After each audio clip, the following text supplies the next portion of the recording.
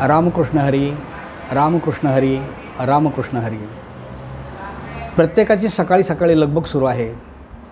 पांढरे शुभ्र वस्त्र परिधान केलेले, डोक्यावर टोपी किंवा फेटा, खांद्यावर उपरणे, महिलांनी 9 वारी 6 वारी साड्या परिधान केलेल्या, रंगीबेरंगी साड्या, धवल वस्त्र परिधान केलेल्या अशा प्रकारच्या साड्या.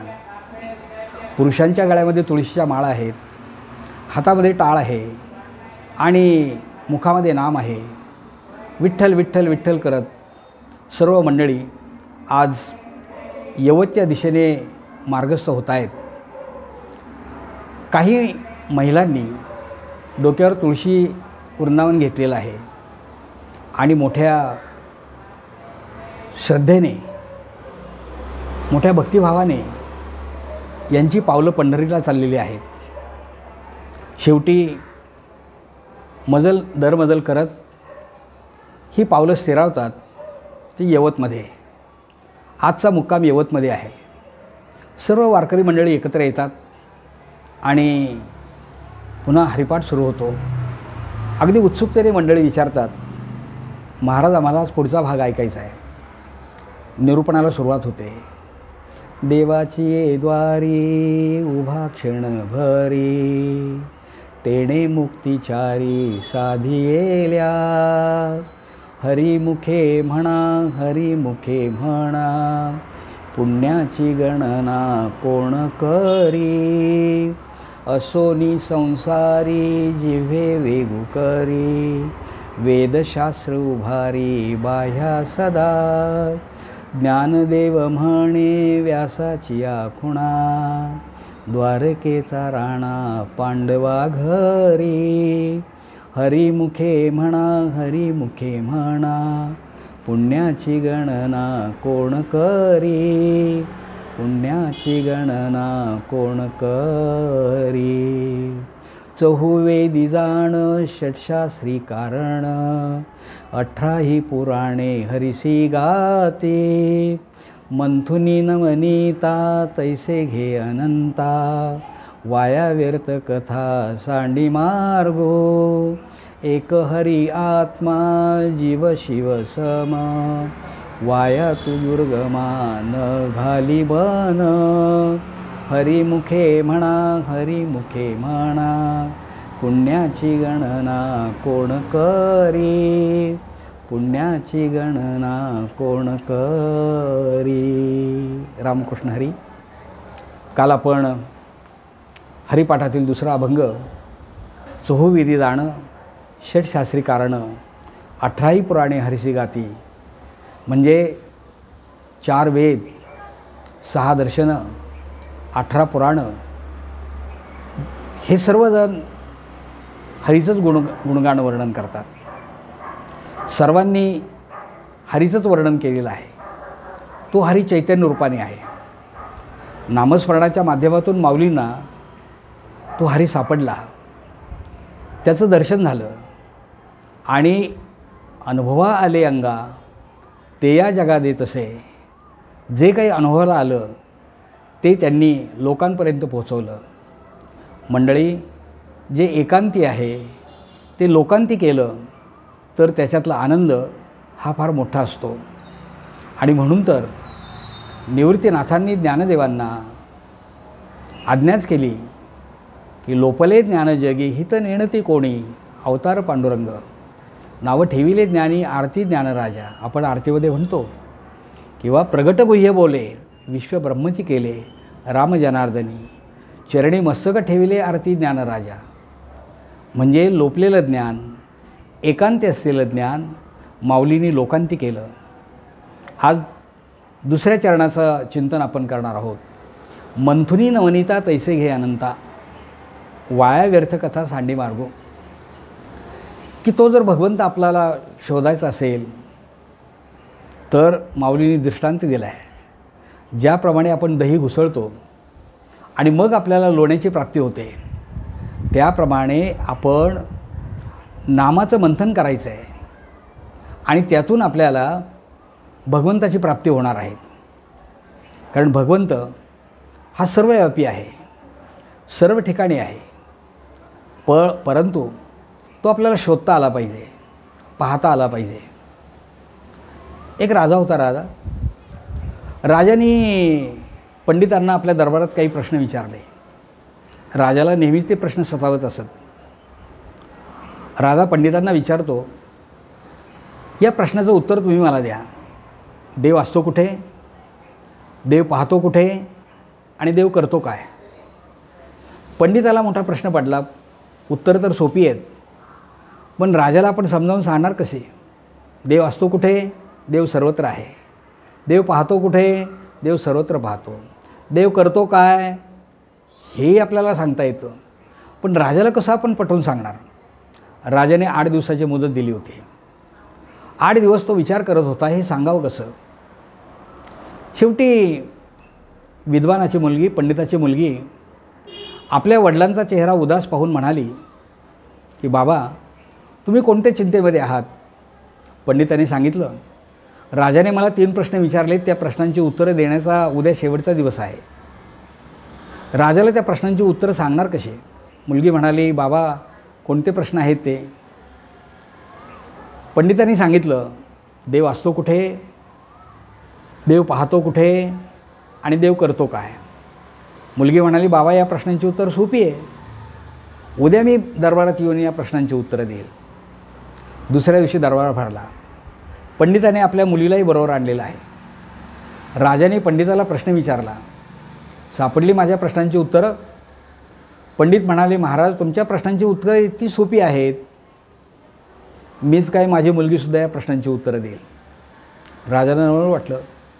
मुलगी उभी राहिली, राजाला नमस्कार केला. राजाने विचारलं, मुली तुला पहिला प्रश्न माहीत आहे, देव असतो कुठे. ती म्हणाली, महाराज मला थोडं काही साहित्य पाहिजे.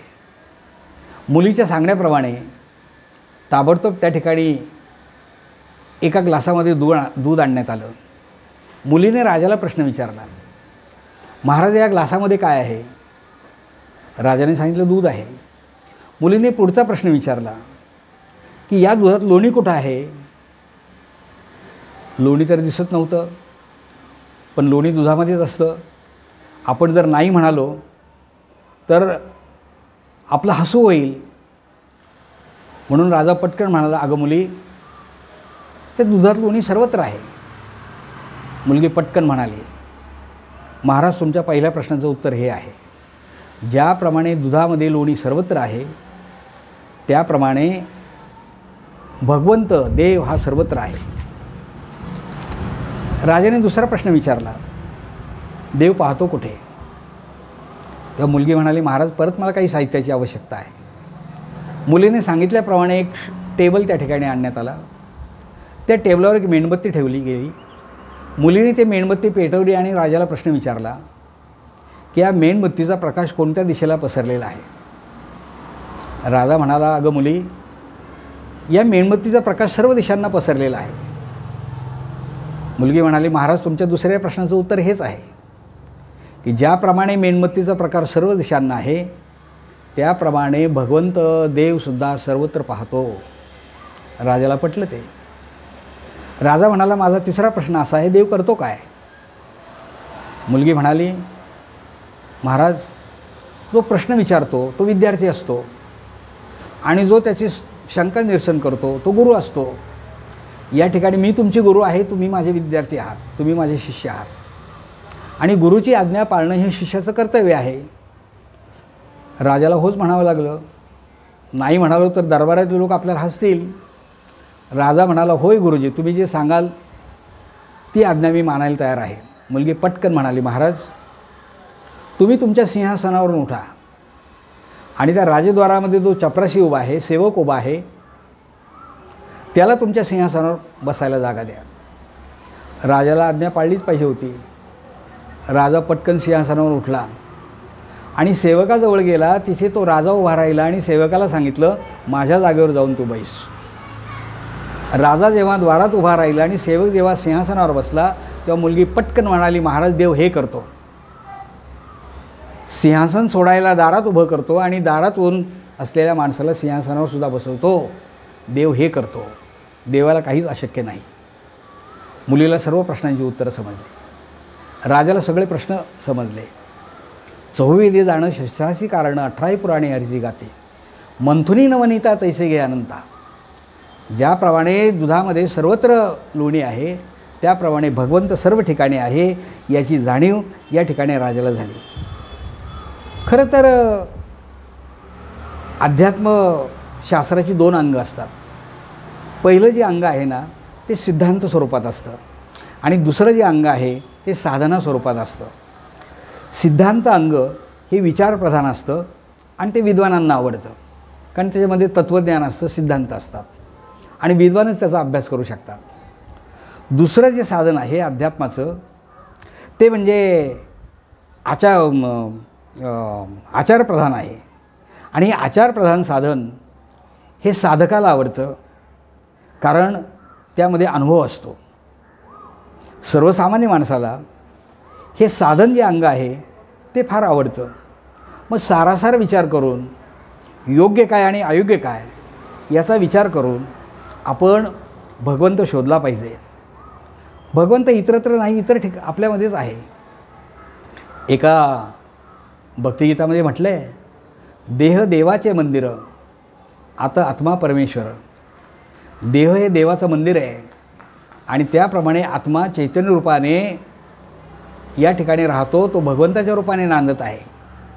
आणि मग त्या ठिकाणी दृष्टांत दिले, जशी उसामध्ये साखर असते किंवा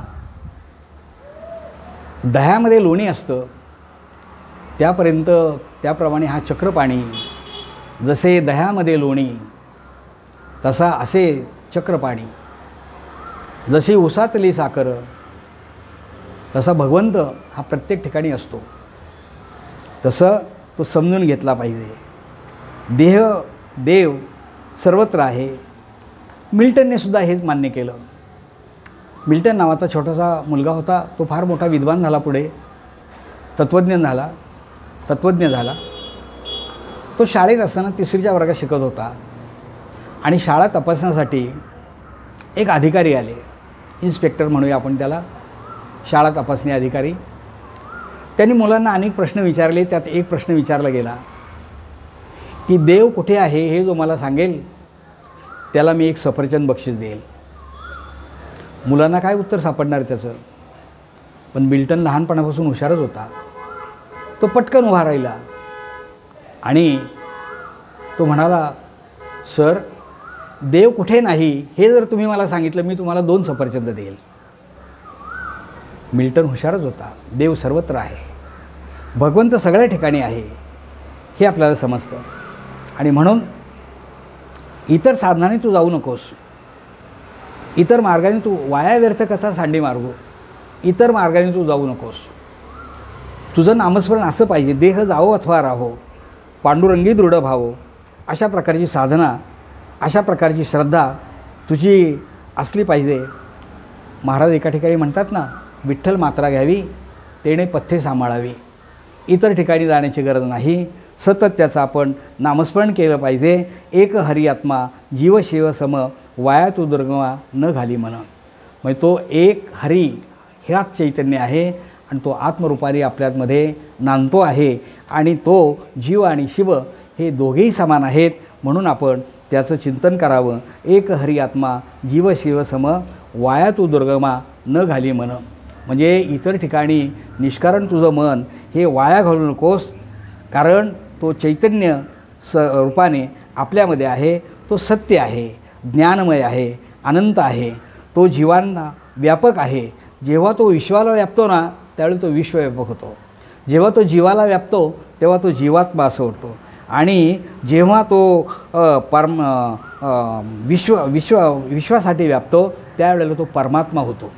मुंगीपासून तर हत्तीपर्यंत किंवा मानवापासून तर भगवंतापर्यंत हे चैतन्य सगळ्याच्या ठिकाणी सारखं आहे हे तू समजून घे. इतर मार्गाने तू जाऊ नकोस. वाया व्यर्थ कथा सांडी मार्ग. त्यापेक्षा एक सरळ मंत्र सांगितला की हरिमुखे म्हणा, हरिमुखे म्हणा, पुण्याची गणना कोण करे. सतत भगवंताचं नामस्मरण कर आणि मग भगवंताचं नामस्मरण केलंस की देव कुठे आहे हे सहज समजून येईल, कारण सगळ्या ठिकाणी त्याचंच वर्णन केलेलं आहे. असो, आजचा मुक्काम आपला या ठिकाणी यवतमध्ये होतो आहे. शांत चित्ताने भगवंताचं नामस्मरण करत आपण विश्रांती घ्यावी आणि उद्या आपण पुन्हा मार्गस्थ होणार आहोत. तो मार्ग आपला वरवणला आपला पुढचा मुक्काम होणार आहे. तेव्हा आज आपण इथेच थांबूया. सर्वांना पुनश्च एकदा रामकृष्ण हरी, रामकृष्ण हरी, रामकृष्ण हरी.